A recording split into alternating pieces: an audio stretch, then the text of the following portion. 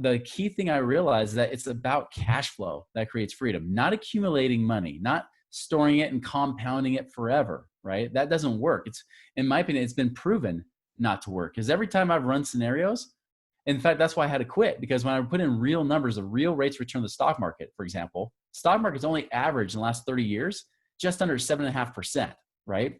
7.5%, that sucks. 20%, 20 years has only been about 4%. It's horrible. And so when you look at the evidence, you're like, wait a minute, if it's only 7.5%, put those numbers in the calculator. Ooh, that doesn't look good. Oh, wait, what if inflation is not 3%? What if it's 5%? Oh my goodness.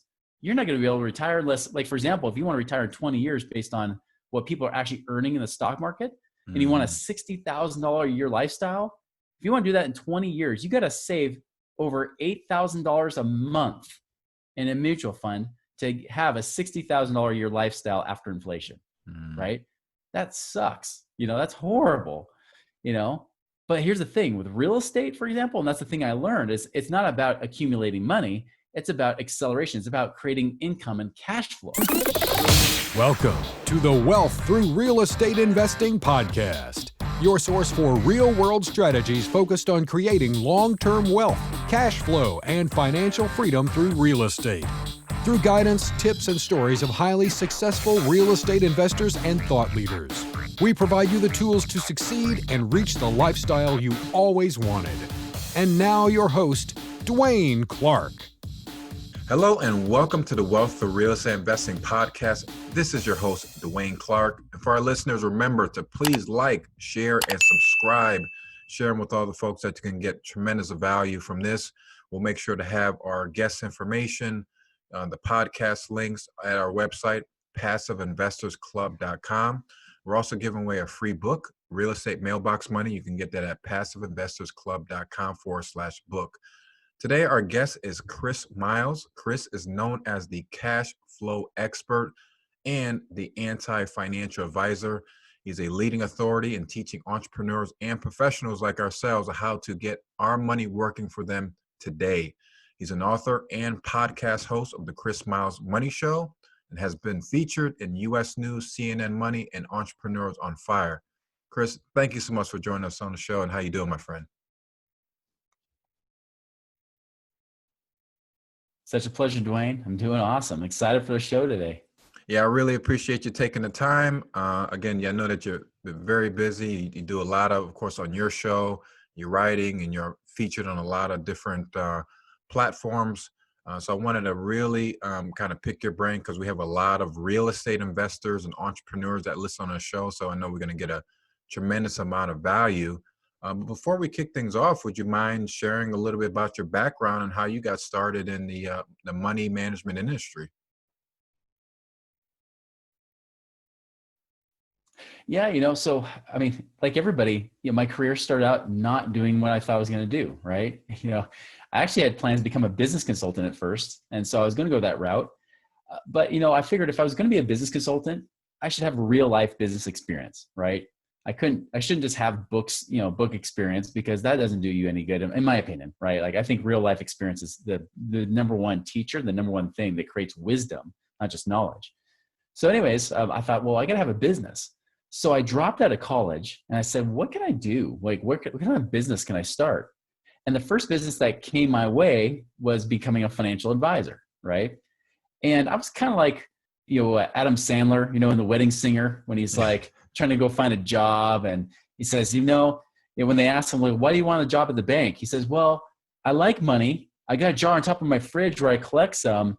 I want more in there. That's where you come in, right? And I was kind of like that. I was like, even worst case, if I learned about money, that'd be a good thing, So that's kind of what I started to do. I started to become a financial advisor, dropped out of college, realized I really liked being an entrepreneur. And so I did that for 4 years. But then after the fourth year, though, I started to realize, like, you know what? Are people really becoming financially free, right? And I remember it was the end of 2005, I was talking to a friend that I trained to be a financial advisor, but he had quit to go do real estate investing. And when we talked, it was just 4 months later, right? And I said, well, how are you doing? And he said, well, my dad and I went into partnership and we're doing awesome. He's like, in fact, my dad has doubled his income from being a professor at the local university. And I said, bull, that's too good to be true, right? If you ever had people tell you that about real estate investing, like, that sounds too good to be true. He's like, no, I'm dead serious. Like, it's awesome. Like, we're doing great. And so we got in this debate about what's better, stocks or real estate, right? And then he finally just stopped me. He's like, Chris, what principles do you teach your clients? I was like, well, what do you mean by principles? He's like, well, that's part of the problem. Secondly, how many of your clients are actually financially free? Not off of the, like really financially free, and whether they don't worry about money, right? Like, they're actually there. And I said, well, none. Like, even the doctors, like, they're still worried about running out of money, right? So he's like, well, good job, Chris. All right, third question, Chris. How many of you guys as financial advisors are financially free, not off of the commissions you're earning, but actually off of doing the investments, the mutual funds you've been recommending? And I thought about it. I said, none, maybe one. And I found out that one wasn't either, right? And so I realized, like, oh, well, wait, if these guys have been doing this for 30 or 40 years, and these are supposed to be the experts, the financial advisors, right? And if they're not able to retire off of the investments they're recommending, why should anyone else? And I started to look at evidence. I like evidence. I like reality, right? And it's like, well, I mean, let's look around. The people I see actually, like, millionaires, those are self-made millionaires, right? Those that are actually are financially free often will have one of two things. And these are probably your two listeners, right? Entrepreneurs and real estate investors, right? Right. Even better if you're both, and that's where I realized, I'm like, oh my gosh, like, I'm teaching crap. Like, I'm just a salesman in a suit. That's what I really am. So in 2006, I said, I can't do this anymore. I will no longer teach about money. I will just be a mortgage broker, and I'll teach ballroom dancing, because little known fact, I was one of the nation's top amateur ballroom dancers in the early 2000s. Oh, wow. So I was going to teach that at the local university while doing mortgages, right? But I wanted to know what they knew. And so I started learning the same things. And eventually I was able to retire that same year, 2006, for the first time. I was 28 years old. Now I went through the recession and everything, came back. But I'll tell you, like, the key thing I realized is that it's about cash flow that creates freedom, not accumulating money, not storing it and compounding it forever, right? That doesn't work. In my opinion, it's been proven not to work, because every time I've run scenarios, in fact, that's why I had to quit, because when I put in real numbers of real rates of return on the stock market, for example, stock market's only averaged in the last 30 years, just under 7.5%, right? 7.5%, that sucks. 20 years has only been about 4%. It's horrible. And so when you look at the evidence, you're like, wait a minute, if it's only 7.5%, put those numbers in the calculator. Ooh, that doesn't look good. Oh, wait, what if inflation's not 3%? What if it's 5%? Oh my goodness. You're not going to be able to retire unless, like, for example, if you want to retire in 20 years based on what people are actually earning in the stock market, and you want a $60,000 a year lifestyle, if you want to do that in 20 years, you got to save over $8,000 a month in a mutual fund to have a $60,000 a year lifestyle after inflation, right? That sucks. That's horrible, But here's the thing with real estate, for example, and that's the thing I learned, is it's not about accumulating money. It's about acceleration. It's about creating income and cash flow, right? And I always tell people, I was like, I get clients coming all the time that they have $500,000 or something like that, right? They're like, I got cash or I got equity in my house, but it's not paying me anything. It's like, well, that's great. And and 500,000, by the way, if you want to live on 500,000 in mutual funds, you're only supposed to pull out no more than 3% a year. That means you're pulling out 15,000 a year from 500 grand. I mean, that's way below poverty level, right? Even if you had $1 million, that's 30,000 a year. You're a millionaire living below poverty. That should not happen.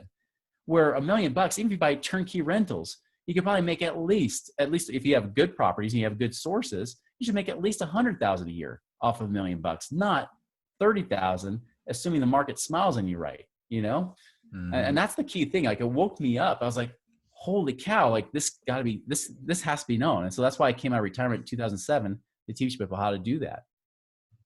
Awesome. Yeah. And could you kind of talk about, like I said, the importance of cash flow, and us as entrepreneurs, business owners and real estate investors. And sometimes we get to that point where we're think about just accumulating and not really looking at the assets look at it on the personal side to create that cash flow. I know that you have stuff that you frequently talk about on your show is ways that you can, create that cash flow or free things up. Can you kind of elaborate on some of the things that they can use to be able to create that? Because for and foremost, that's like the most important part. Yeah. When I talk about cash flow, it's one of two things, right? It's either freeing up money on the expense side or earning more money on the income side. Unfortunately, like most people that are the saver mentality, which is like almost every financial expert you see in the media today, they're all about the saver side. It's like about how do you give me cheap, the latte factor, like not buying that latte, living on crappy rice and beans, all that kind of stuff. That's all scarcity, minimal, like thinking, right? It's like limited thinking. And abundant thinking saying, no, how can I have more? Like, yeah, we want to be a good, wise steward of our resources, right? We don't want to be blowing money. But at the same time, we want to be making more money because that's infinite. That potential of making money is infinite. You can only cut expenses so far until you're living in a cardboard box. I mean, even people trying to be financially free, like they'll say, hey, if I'm debt free, I'm financially free. No, you're not even close, because all those Dave Ramsey graduates come to me later and say, okay, I'm debt free, but I have no income coming in. Yeah, I freed up 30% of my expenses, but I still have the other 70% called living, right? Like, how do I create that gap, And so that's the thing we look at. We look at both sides of the equation. So freeing up cash, for example, yeah, we do look at the expenses, but we're just looking at really like what's like the efficient stuff. Like, what's the stuff that makes you money, whether it's in your business or at home. And I'll tell you, if you're a business owner, most of the time the leaks are more in your business, usually. Every once in a while I get a business owner that's like hyper focused on their business finances, but then ignore at home, right? You got to look at both, looking at income and expenses, both sides of the equation, right? It could be stuff on the budget aspect. I don't like to call it budget. I like to call it spending plan, but there's other parts too, like debt. I love playing with debt, and when I say that, I don't think people should fear debt, but they should respect it. Because fear is scarcity. Scarcity drives away money, right? And people teach you to fear it, but the truth is you should really respect it. It can be an amazing tool, but it can also destroy your life if you're not careful, if you're not wise with what you're doing. I tell people all the time, I remember my first SBA loan when I was a business owner, right? I got a $25,000 SBA loan. It cost me $130 a month minimum payment. My answer is always like to people that are business owners, listen, if you can't make $130 a month off 25 grand, you shouldn't be in business. Go get a job, because you should be able to make way more than that. And that's the key is, can you out earn way more with that money you're leveraging to make more with it, right? Same thing with buying real estate. When I have a lot of clients that'll have equity in their houses, say we pull out $100,000 from a HELOC, right? That $100,000 from a HELOC might cost you $400 a month or so right now, $450. But if you can make $1,000 a month with that $100,000, you just made for free, right? No money out of pocket, which is an infinite rate of return. You just made an extra $500, $600 a month, like that's incredible. That's leverage, so I love looking at stuff, So I'll give you an example. I just had a client I just barely got off the call with. We've just been working together for a few months. He had $200,000 he inherited, right? He's a business owner. He actually lives in Colombia part of the year, and he lives in the US part of the year. He's trying to split it 50-50, right? Nice. It's kind of the Latin American lifestyle, Yeah. and so he's like, yeah, he's like, I don't want to get taxed a lot. I want to keep my taxes down, and but I'm trying to figure out how to do this because I don't have a lot of income to show because I'm trying to keep my taxes down, right? So we had to get kind of creative. We couldn't just leverage using mortgages, but he had $200,000, and so when I looked at the full picture, I realized, I said, hey, some of these loans here, these credit cards you have, not all of them. Some of these we don't want to do anything but pay minimum payments on. But these other ones, you get a high ROI if you pay them off, like way higher than if we invested 200 grand. But I told him, I said, with 200 grand, if we invested it, we would hope to make about 2,000 a month, passive income, right? But it's like, but if we actually go and pay off these certain credit cards that fit in this equation that I created, right? I call it cash flow index. If it fits in that parameter, we can actually take 50,000 of that 200,000, pay off these credit cards. We'll free up exactly $1,775 a month, which is just over 20 grand a year. So we just made quadruple the leverage that we would have made otherwise, right? And then he still had 150,000 to invest with, and we kept some money on the side just for, emergencies and for the craziness that's going on in the world today. But we just talked about today, he's buying a property right now in South Carolina. He's actually buying it outright in cash because he can't get the mortgage, but he's buying it full on in cash. But the cash on cash return is like 13% a year. It's like a 13% cap rate. It's ridiculous. Wow, good deal. So yeah, he's paying $80,000, but he's making about $660 a month, right? So he's making $660 a month there, and he's got monies in other places too. And actually, I just gave him 3 more deals. He might be able to get some seller financing deals going. I mean, in total, right, with the 1775 and everything else, we just calculated it. And before these other 3 deals, it was in the ballpark of about $34,000 a year. He was able to improve his cash flow. Wow. And he's still got about 50,000 on the sidelines. He's only used about 150 grand of it, right? And that's the beauty. Like, that's the cool thing, is that there's so much you can create if you just learn to maximize it, right? So it's looking at both sides. Is one, how do we reduce expenses, in a abundant way, not in a scarce, I'm going to be a miserly broke person the rest of my life way. And then there's the way of creating passive income. And by the way, his goal is just to replace his income. So once we get to 40,000 a year, which will probably be within the next couple of years, he'll be there. He won't even have to work, and he's still young, and that to me is the dream, is that if you work in your business because you want to, not because you have to, that's powerful. Because when you work because you want to, but not when you have to, the funny thing is you end up making more money in your business.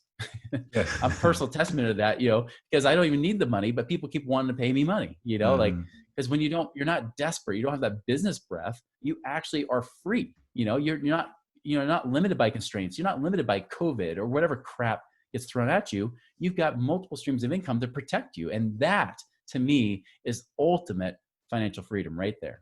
Yeah, I love that a lot. Because like I said, I think you had it's either a book or ebook talking about something about rice and beans or something like that. So it kind of goes into what you're saying there. Is it's like, you don't have to think that's what's about. Because when you kind of turn on a TV or listen to a financial advisor, you're like, oh my God, I got to save and I got to eat rice and beans for the rest of my life and sacrifice. And by the time you're ready to do stuff, you're like old, and it's just like, so I mean, yeah, that's a perfect way to do it. And it's kind of a perfect segue to my next question, is like, everyone's now like, okay, this is the right way to do it, but people are underestimating the actual mindset and actual good habits and routines that go into that. I think you had some good tips about, healthy, wealthy, and wise. Can you kind of talk about a little bit about that you recommend? Yeah.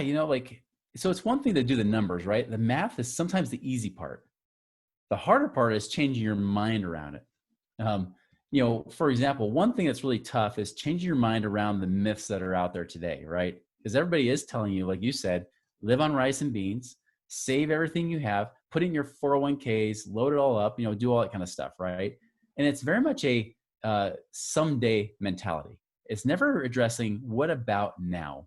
Because I'll tell you, between my wife and I, we're a blended family with our previous marriages. We have 8 kids, right? And with our 8 kids, we realize that they're starting to grow up pretty fast. My oldest is 16 years old. He's at the point he doesn't want to be around me anymore, and that's going to be kind of true for the rest of them as they get older. I remember I used to say all the time, I was like, well, once I'm to this point in my business, once I feel free, right? It didn't matter how much money I made. I realized later, I just had to feel free.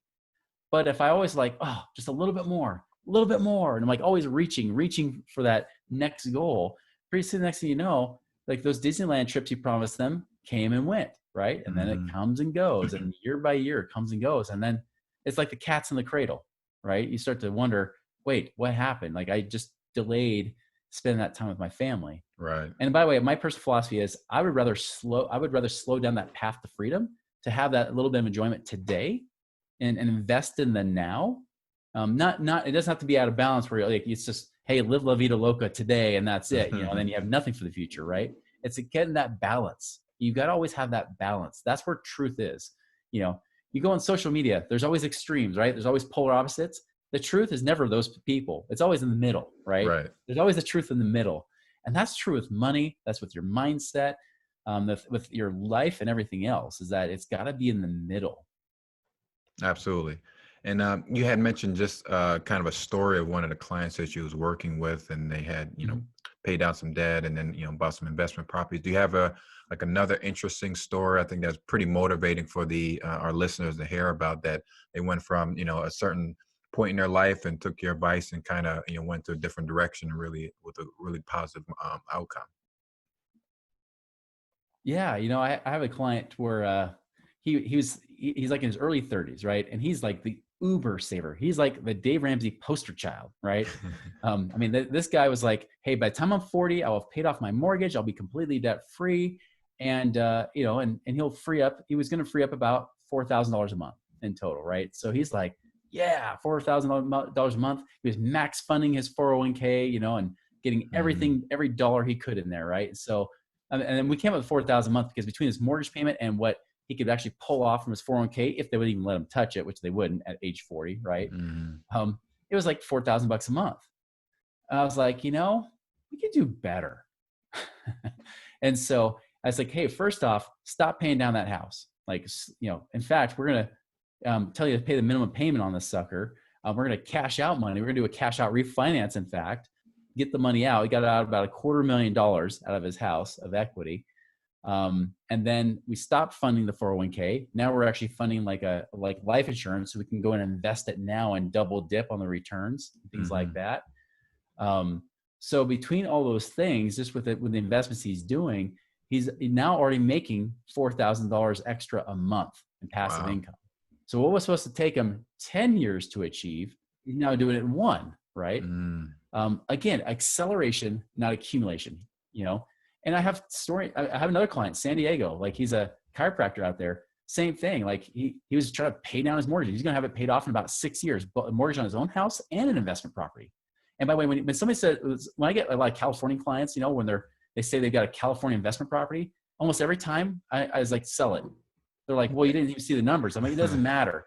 I can already guarantee you the numbers stink. Like, if you're in California or anywhere on the West Coast or really the Western United States, you're probably not going to be making good cash flow on those properties. You can probably do better going out east, like Southeast or Midwest. You'll find better properties out there, And that was the case with him. He had like $400,000 of equity he would have in that investment property, and he had $400,000 we could cash out refinance from his own home. So between those two, now his goal again was pay off both those mortgages. He would free up $5,000 a month in 6 months. The funny thing is that we're able to take that $800,000, right? Even with the increased mortgage payment and everything, it still netted him a profit of $75,000 a year. Wow.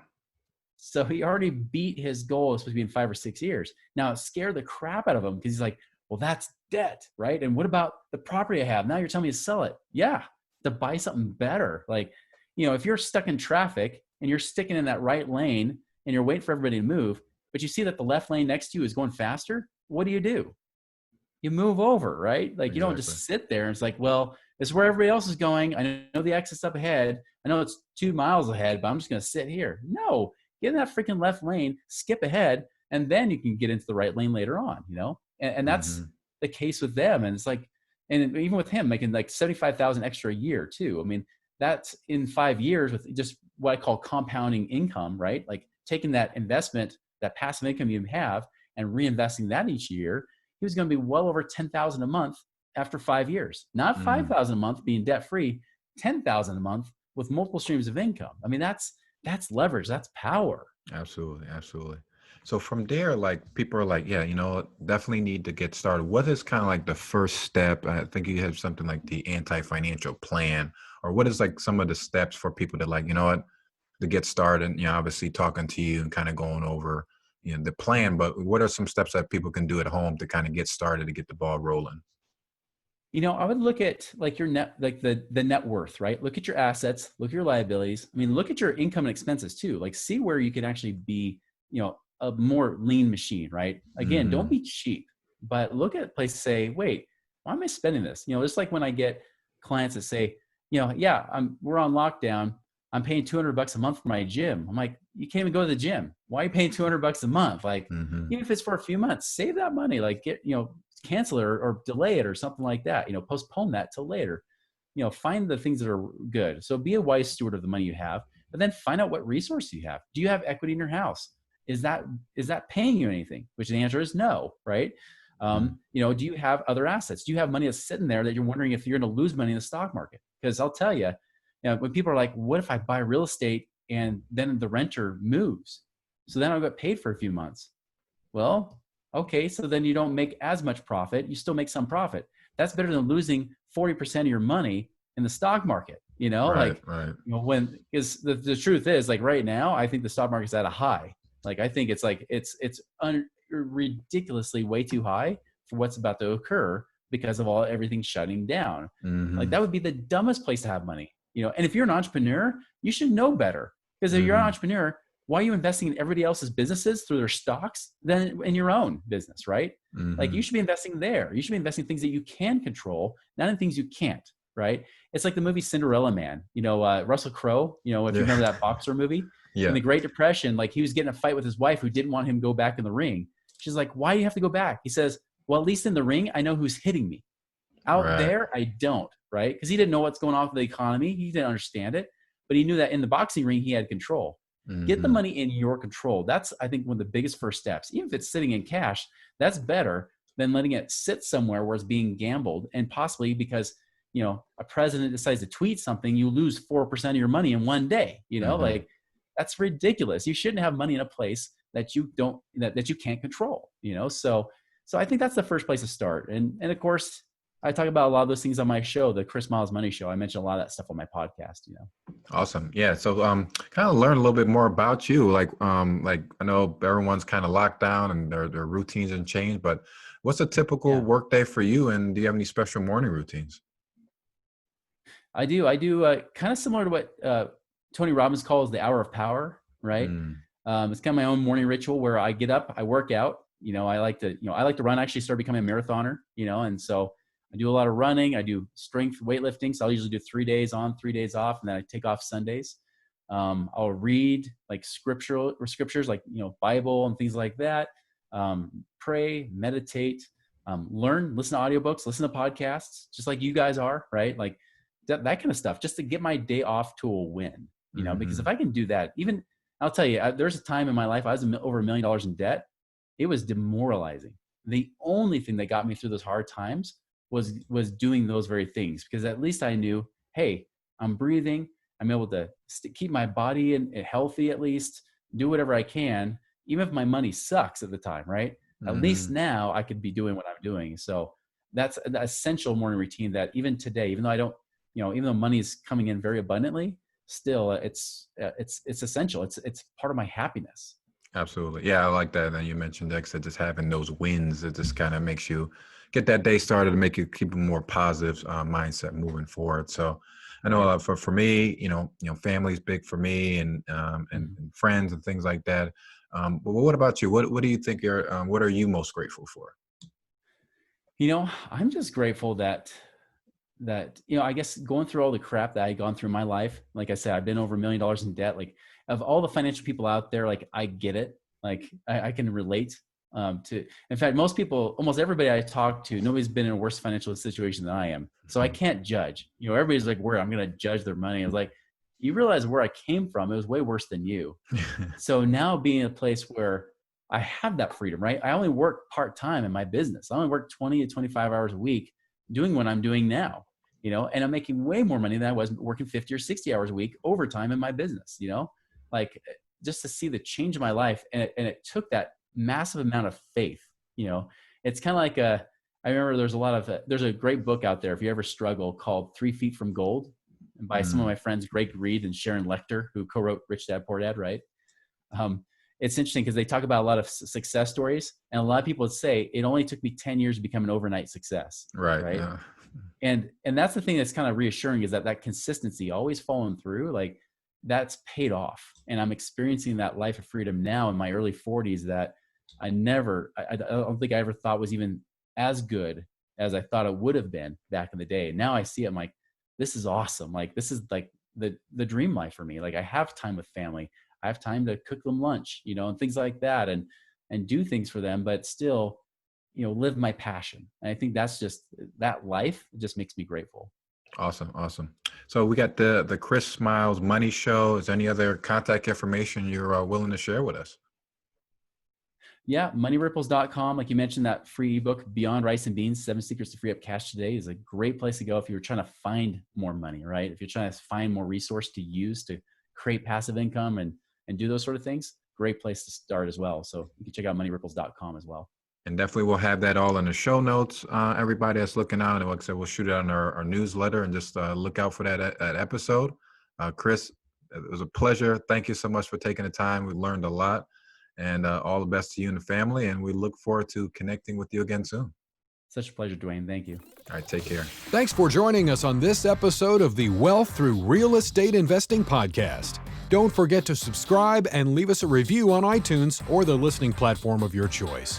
Also, please check us out at DwaineLClarke.com, as well as find us on Facebook for more useful content and resources.